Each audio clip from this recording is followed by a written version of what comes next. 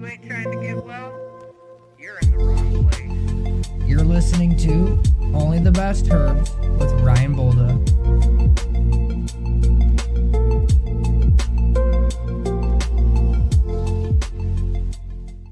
Another day, another podcast. How's everyone doing today? Hope you're doing good. I have my interview with Edward Grand. I've been meaning to get this edited. I have had some malfunctioning happening with my podcasting storage, and I lost a bunch of audio and some new audio that I was working on, so I've kind of been really annoyed. But we're going to move past that with this interview today. Edward Grand, on a positive note, really awesome individual. Go check out sporeswaps.com. Reach out to him, actually. He's on Facebook, Edward Grand. His profile picture kind of looks like the underneath of a mushroom. He's a mycologist. Hope you guys enjoy this. Before we get started, a word from our sponsors, Surgeons LLC. If you ain't feeling 100% like yourself, get in contact with us. We have hemp extracts, CBD products, canna genetics, nutrients, glass pipes, and more. Be a surgeon today and treat yourself to better health. I mean, you want me to tell you about my whole life, or just what I'm doing now? I mean, sure. If you got time for it, I'm down for it. I love stories. I'm sure you got. You said you used to live in Michigan, right? Yeah, well, I'm originally from Michigan, and then I lived there till I was like 26, and then I went to graduate school in Tennessee. So then I was there for 4 years, and then I came directly to Thailand after that. I had a job lined up already, like maybe about a year almost before I finished my PhD. So I just pretty much came straight into a job here, and I thought maybe I was going to stay here for a year or two, and that turned into like 2 years, and then I got another job, and that turned into like 5 years, and then like now it's like almost 20 years later. I've lived here for like 19 and a half years. Yeah, something like that. So it's kind of funny. I've lived longer time outside of America than I did in America for most of, for my adult life. Like, so yeah, it's a little bit weird. I don't think it's that weird, but I guess it is a little bit weird. I don't know if I'd consider myself an expat or whatever, but I guess at this point I kind of am. Mm-hmm. But I didn't really have anything to go back to, and like I know, mom and dad dead and stuff like that. I don't really have any family, so it was pretty much just like no reason to go back. Right. You're good. But I mean, tell me more, because I know you're in the microbial community, right? How exactly do those connect? You being a doctor. So basically, when I finished my PhD, what I did my PhD as is what they would call systematics. It's where I basically took DNA sequences and morphology and what we call the biological species concepts, basically mating. And I tried to merge those into one sort of cohesive kind of idea about the genus that I was studying, which is Lentinus. So it's like shiitake mushrooms used to be in them. Mm-hmm. In that genus, but I say them because it's multiple genera now. And every time somebody puts out a new DNA sequence, they sort of resurrect or make a new genus or switch things around. So I don't know. I grew up like hunting mushrooms in Michigan, and that was like kind of where my passion lied. But then, life and school. I studied to be a chemical engineer. Well, I did finish my engineering degree at U of M, but it seemed so like boring at the time that I didn't really want to I don't know. I just didn't really want to be an engineer. I know the money was good and everything, but I had friends that had already started working, and I was working in a lab. So how it kind of happens is I worked in a medical research lab for 3 years, basically because I wanted to stay in Ann Arbor, and then that kind of was like, I don't know, it was pretty. I wouldn't say boring, but it was like wasn't really what I was passionate about. I worked for a stomach doctor, like a gastroenterologist. So it was like not really, my thing. Mm-hmm. We got to do lots and lots of cool experiments, and he was quite well funded. So I learned how to do all kinds of weird stuff like immunoblots and northern blotting and southern blotting and PCR and reverse transcriptase, blah blah blah, and like all this stuff. And I figured there must be a way that I could apply that stuff to mushrooms. And so I was literally sitting at work one day on a Friday, like bored, and I just did like a Google search, which would have been like Netscape then, I think. And I just like typed in something like studying mushrooms or something like that, and it popped up a bunch of people. And I started emailing people, and within like a day, I was communicating quite frequently with a guy in Tennessee, and that was like my advisor. He became my advisor for my PhD. So I kind of skipped the master's thing and I went straight into a PhD because it's quite common now in science to not do the master's degree.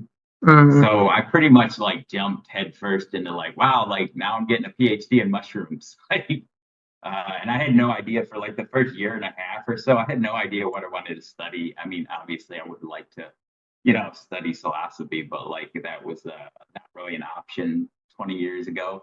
And so I picked lentinus, which is another group of, genus of mushrooms that has lots of edibles. So I figured I could apply make the whole like edible thing, maybe give that a go. That's back when even 20 years ago, everybody and their brother was like opening a gourmet mushroom farm. And I didn't really want to be like a farmer, sitting there and like worrying about harvest schedules and all that. But that's kind of what I inevitably became. So yeah, fast forward now, I started working in academia here, and then basically like that has run its course, and so now I'm pretty much just like a full-time mushroom farmer. But I'm really into the breeding aspects of it. Like I'm really because I have a quite diverse background. I think I bring like a whole, maybe like a little bit of a different way of looking at it. I'm your typical home cultivator, but I add like layers onto it that the average person probably wouldn't. Because of my background, I'm quite familiar with like DNA sequencing and all these like programs and stuff where you basically can put together, phylogenies is what they call them, or trees based on DNA sequences and things like that. Like a lineage. Yeah, basically the lineage, yeah, and how the species are related to each other. So when you study like, what they call like sometimes cryptic organisms like bosses and ferns and fungi, there's not a whole lot of criteria like morphological characters that are used to separate them well.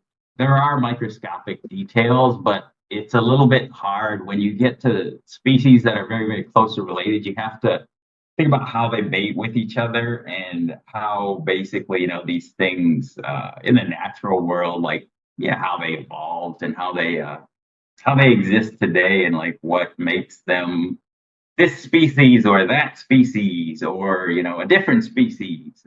And so I'm trying to like maybe bring a little bit of that to the home cultivation world, maybe like, give people ideas that might maybe make them a little more interested in just to like, oh, I want to grow mushrooms.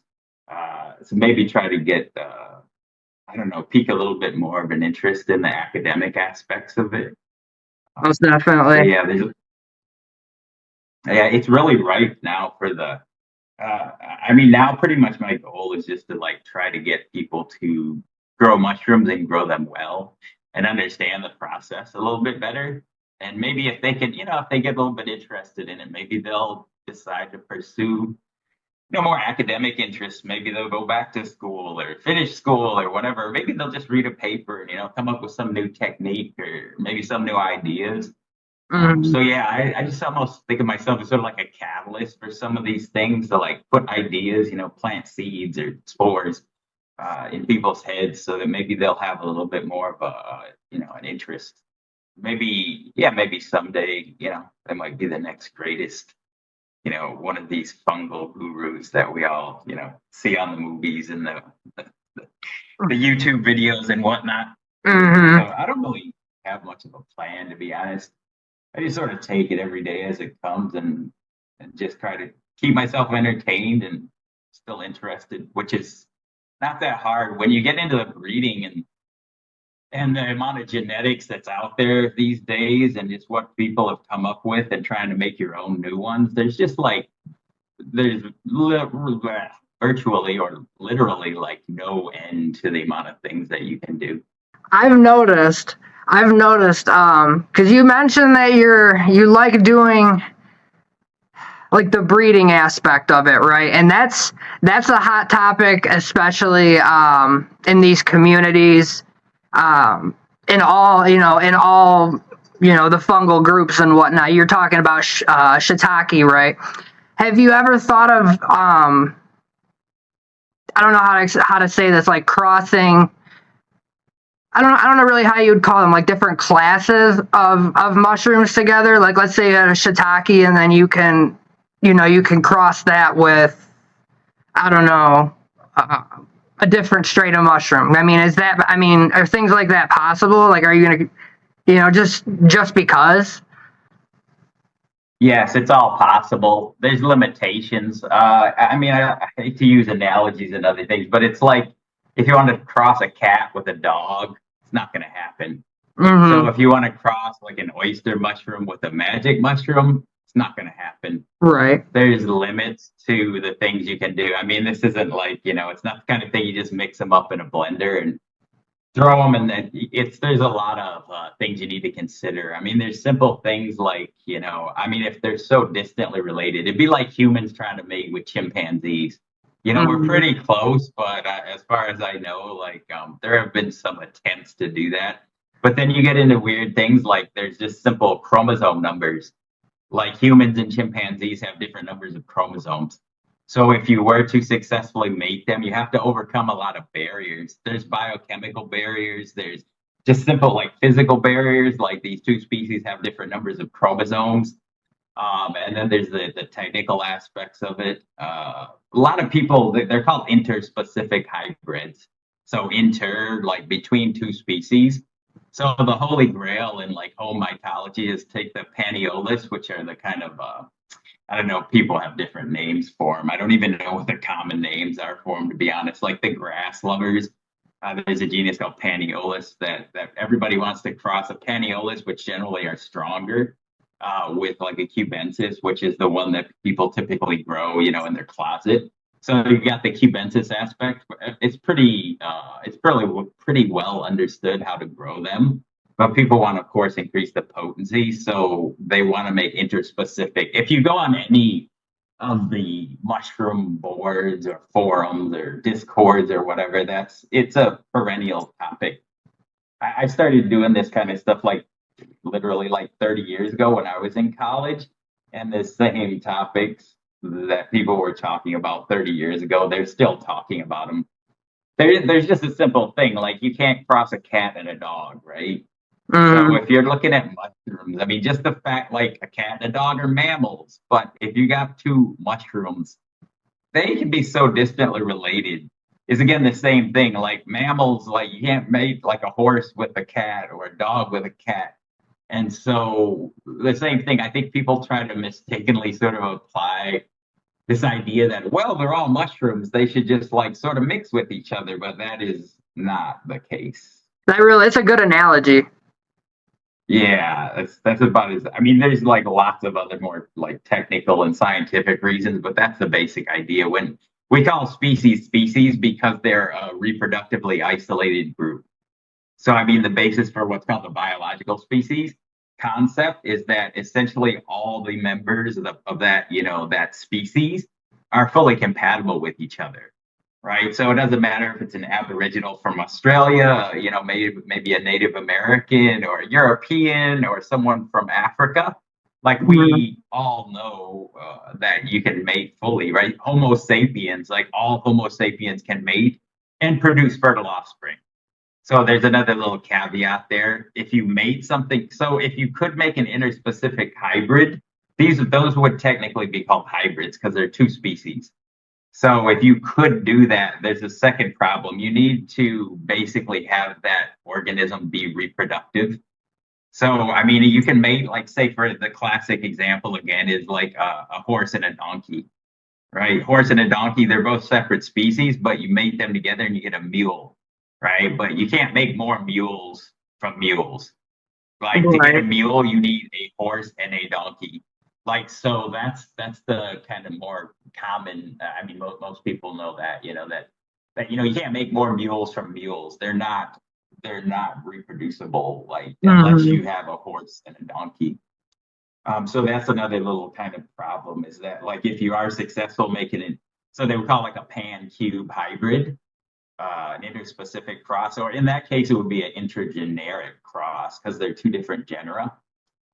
So if you could do that, you would be very, very, very famous. In fact, if you could do that, you would probably get like a Nobel Prize if you published and documented your results because it's very uncommon in any biological system to have intergeneric crosses. Again, that would be kind of back to like, chimpanzees and humans. We're actually two different genera, right? Right. So what is it? Yeah, I forgot the chimpanzees, bonobos or whatever. I forgot what the genus is for chimpanzees. You're way smarter And than me, man. yeah, well, I've got different background. Right. It doesn't mean I'm smarter. You've Yeah, done it's a lot kind of of funny that research. it's kind of funny that you say that because this is actually sometimes I get this from I'm not smarter than you. I just study different things. Right, I'm for sure sure. you know how to do. I'm sure you do know how to do lots and lots of stuff that I have no clue about. It's it's kind of funny that you mentioned that because like a lot of people in the sort of home cultivator community, they have like what I would call a chip on their shoulder because maybe they're not as educated as I am, and they're not like maybe in a position to be able to do some of the things I do. Like they've got wife, kids, and debts. I'm a single guy who's pretty much like can do whatever I want. Bachelor? Yeah, so I don't have the limitations that some people do. So I can study fungi and play with fungi like 20 hours a day if I wanted to. Like here it's 11 o'clock at night, well 11:30 now. I mean, I already put in like an 8-hour day, but after I get off here with you, I'm literally gonna go like play with my mushrooms and make spawn. I Mhm. was pressure cooking some stuff earlier, so my work day after this, and I love it. That's the thing. I'll stay up till 4 or 5 in the morning doing my fungal stuff. I'm gonna like subculture some things, transfer some, put some spores on plates, things like that. And that for me is like entertainment. Like I would rather be playing with my mushrooms than watching some dumbass Netflix series. That's Like so that cool. is like what I do. But What? as far as a lot of the people, this is something that when I was on a lot of podcasts with a guy called mycologist, and we tried introducing some of these more detailed like scientific ideas, and I really wish people would get. I wish they would like forget about the education, like it's literally to the point now. I don't tell people I have the education that I do because they immediately get a complex. Like Right. it's something that if I were to meet you on the street, like you would never know that I have a PhD because I just simply wouldn't tell you. Right. I figured that was appropriate for the podcast, but if it's not, you can delete that part. I don't want to make it's No, not you're like a good. pretentious. Like I have like zero ego and pretentiousness, but even when I try to like enforce that idea, people I don't know. There's always that little thing on their shoulder. I don't know what it is. That's It's why a I hard bring thing it to get. up. That's why I bring it up because there is a lot of that going on. People who think they're I wouldn't say smarter, but have that seniority. Seniority, I guess, would be a better word to kind of throw their weight around a little bit and maybe get what they want. And you know what? That's obviously respectable. That's obviously going to happen, right? But with the community being about like love and like passing around genetics and sharing, and it just seems very counterintuitive to me, for that to be around. Like talking with you, I get a completely different feel. You're gonna go play with mushrooms at 4 o'clock in the morning. That's completely different than your traditional professional grower, cultivator, for example. You have a passion for it, you know. What's a project that you're working on right now? Yeah, just one more thing about that is like I'm well familiar with that because those people, when I came in about 2.5 years ago, like I took kind of a hiatus for about 15 or 20 years. I had to deal with those people. I know. I mean, I could tell you by name. If there's like 5 people that should be eliminated from the mushroom community, like they all hate me because I've made an effort to actually the gatekeepers. Like I've made an effort and almost made it a goal of my life now to basically educate people through my YouTubes and through my live streams and through answering questions. And those people that want to be the gatekeepers, they don't like that Right. because, as you said, they make money off of their little secrets. And so when I started to like breed mushrooms and I started making videos about how simple it is to do it, I got a huge amount of flack and kickback from those people who were not happy about me, giving out their secrets. And Mhm. I mean, I've worked in academia for 20 years. Believe me, I'm very, very familiar with the way academics are, their egos, their pretentiousness. I am Yeah. very, very familiar with that. And that's the problem is when you get labeled like, oh, you're an academic or you've got all this fancy education, people like shut down. It's like I used to teach chemistry, and when I told people I taught chemistry, 99% of the time, the very first thing they say is, "Oh, I hate chemistry." Mm. So I'm like, well, I don't know. Thank you.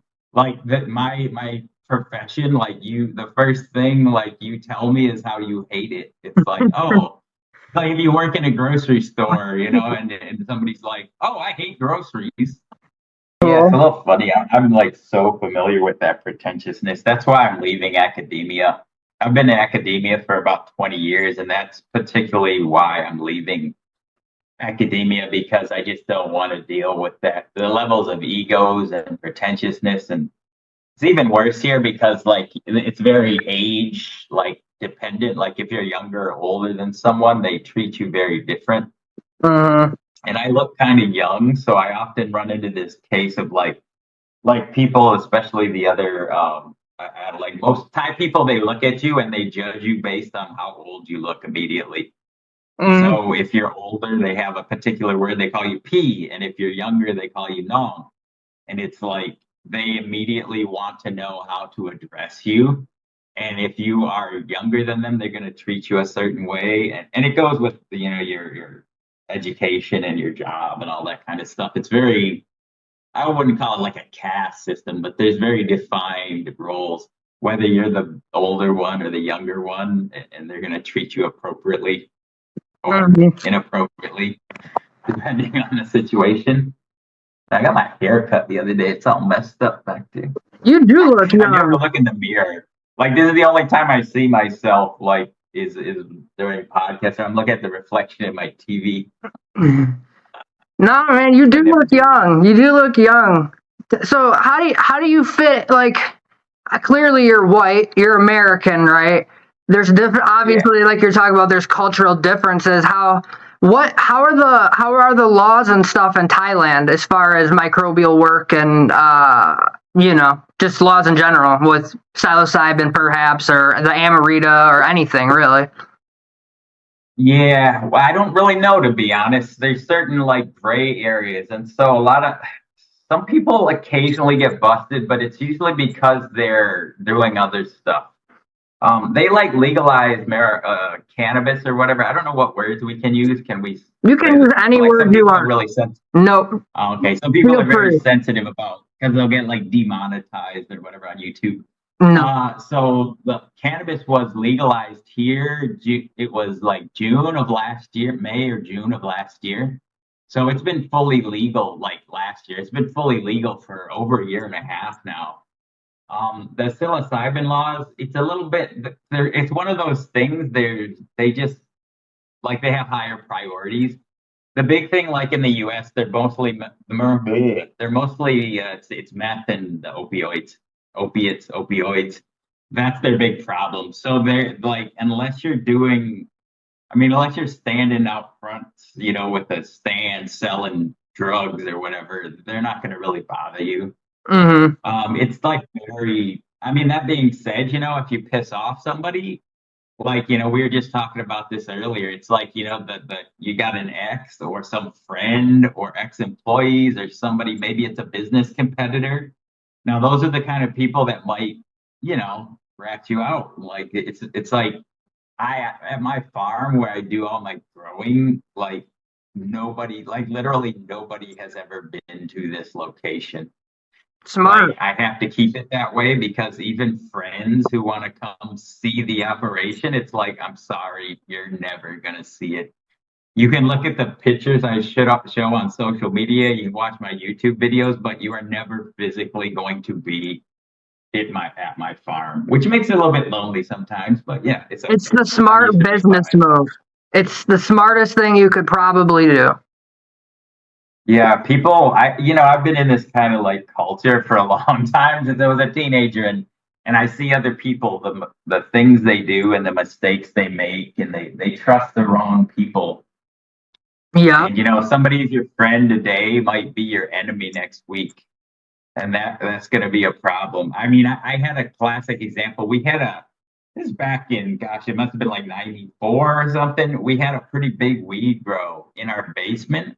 And my roommate, we had kept it under secrecy for a while. And my roommate, he saw me going down to water the plants one time and he followed me. And then the next day he told one person, that person told 5 people, it's that.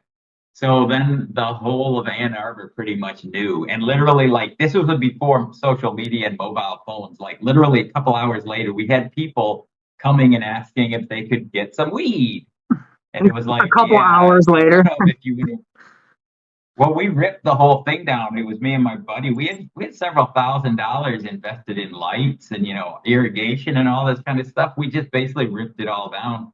And it was again one of those things. My roommate was trying to impress a girl, so he was like, "Oh, you want it?" It wasn't even his grow, and so he took her down there and thought he was gonna, get laid or whatever. And it just turned into this. So after that, I've had other instances. My roommate, another roommate, his brother-in-law was an ex-cop, and like he basically robbed me one time. And so after this happens a few times, you get really, really super sensitive about who you trust and who you tell certain things. Yeah, and I live in Thailand, so I'm not really too worried about like the U.S. authorities. I mean, I suppose they could, but they're such a low priority here. It's again one of those things. I don't really make any money selling stuff. Like I sell spores. So like there's like I don't walk down around in tourist areas like, here, you want some, you want some. Right. Now if you're on a beach in one of the holiday places and you're walking around with a backpack with a half pound or something in there, you're gonna have a problem, right? Mm-hmm. But if you do what I do, and I just basically, I mean, my fruit never goes anywhere. All I do is I harvest the spores and I, wrap them up, and people buy them off my website or the website. It's a bunch of people on there, spore swaps, and then that's all I really do. Like I'm not selling, I'm not moving weight. I'm just basically like selling spores. So there's like sporeswap.com.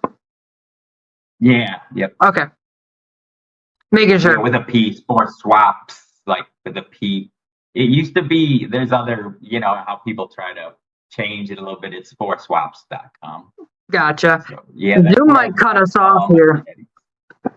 Zoom might cut us off here in a moment, but. Oh, that's I forgot about that. Me too. Minutes. I completely forget. Yeah, I've been using StreamYard. It works really, really well. It's surprising how easy it is. I probably am having issues because I'm on the Z Fold probably. If and when we do this again, because I'd love to talk to you again, and pick your brain and do some stuff if you ever have time. What we have right now. We have like 30 minutes, trimmed down to like 25 probably. Added some stuff. So I mean, we got a lot of good information in there. I'm gonna send you a link if you want to say anything like real quick to the audience. Like, hey, My name's Ed. I'm here for sporeswaps.com or, or whatever, if you want to add anything real quick, because I can trim it and throw it in the front, Yeah, sure. I mean, I would just encourage people to go check out my YouTube channel too. There's an incredible amount of information on there. It's not well edited because I'm not really like an editing guy. So they're just like kind of one-offs where it's just me doing a technique. And I just moved into it. I just kind of reset up my lab. So I'm gonna be pumping out videos. But I did get a strike one time, so I eased back. I was showing fruit, and they gave me a warning or a strike, and so I really, really had to be careful. But I've got like backups of that too, and obviously I have everything saved locally. But yeah, check out the site sporeswaps.com. That is where I don't even know. I must have 150, 200 listings on there. There's other vendors on there now, so I'm like a vendor there. I don't really have any interest in like running my own website. It just seems like a major pain in the neck, and like it is. I'm really really happy. Spore Swaps is that they treated me well. There's a good group of people over there, and yeah, my YouTube videos and my Facebook page. I do Instagram a little bit, but I can't. There's so much social media now. I can't really concentrate on. I just concentrate basically on Facebook and YouTube. But if people want to contact me, yeah, I mean, I'm on Instagram. Just search for my name. I don't have any aliases or anything. Like, this is my real name. So, like, if you want to go check out my PhD, it's online. It's the university's website. Very, very boring for most people. But yeah, this is my real name. So I've taken kind of a little bit of a plunge. And, if you search YouTube, I'm going to really, really amp the YouTube up this year. And I just want more people to basically know how to grow mushrooms. That I have like one purpose, and that is to teach people who might need medicine, or maybe they just want a hobby, or maybe they're just bored, or maybe they just want to get high. Like nothing wrong with that. Right. Like, that's maybe they just want to go enjoy a concert a little more. I'm all for that. And if people want to get in contact with me, I spend a lot of time just communicating with people on a daily basis. To be honest, Facebook Messenger is probably the easiest way. I'm on the other ones, but it's a lot easier I got to use Facebook for other stuff. So, but yeah, get out there, get some spores. And that's the thing. So my love of this is kind of morphed into like I started selling spores so I could have money to buy more spores. But now that was like 2.5, maybe a year and a half, 2 years ago. Now it's turned into like, wow, people enjoy growing new stuff. So my idea is to just put it out there. It's $15 for a set of swabs. Not too much. I send them from Thailand. It takes about 3 or 4 weeks to get to America, but they always arrive. You just got to be a little more patient. I mean, there's sites they'll say, "Oh, we'll get them out in 24 hours." I just can't do that. I'm literally on the other side of the world, but they always arrive. Just a little white like greeting card, and like nobody's the wiser. But yeah, I might start doing like liquid cultures, which they have different names. I might start doing that after maybe a couple more months. But yeah, if anybody wants to contact me, man, I'm all for. That's the thing. People don't need to think of me as like. I'm not this pretentious, like, person. I don't care. I mean, out there in the world, there's people that need help, and I want to help them. Yeah, and any kind of questions they have, I'm more than happy to talk to people. You're exactly the type of person, literally, that you fit this podcast really well because you do what you do. You're really good at it, and you're really passionate about it, and you like helping people, and that is the core of this podcast. So I really deeply appreciate you taking the time to come out, to come on this podcast and talk about, your love of mushrooms. Because I have a lot of people who have said mushrooms have changed their life, not even just eating them, the whole process of growing them, multiple people. Yeah, it's therapy in it of itself. And I think it helps people maybe organize their thoughts too. You have like a plan, you wake up and you've got a plan for the day. And some people lack that kind of structure in their life. And if you're going to be successful growing mushrooms, like it forces you to have a structure in your life. that wraps up today's episode of Only the Best Herbs. I really enjoyed this interview with Ed. Again, sporeswaps.com. Another word from one of our sponsors here, Ruga Montetto. A word from one of our sponsors, Ruga Montetto. They supply quality, first-generation bred Canna genetics. Reach out to us here at Surgeons. We supply all of Ruga Montetto's up-to-date strains, including strains mixed with runts, cookies, grape stomper, Josh D, Kush, and more. If you're looking for unique, exotic, carefully created cannabis strains, Surgeons is the place to be. Visit our website, surgeonsolution.io, where you'll find only the best. Until next time, this is Ryan Bolda with Only the Best Herbs, and you'll talk to me soon. Think you have what it takes to be only the best? Send us an email, operations@surgeonsolutions.org.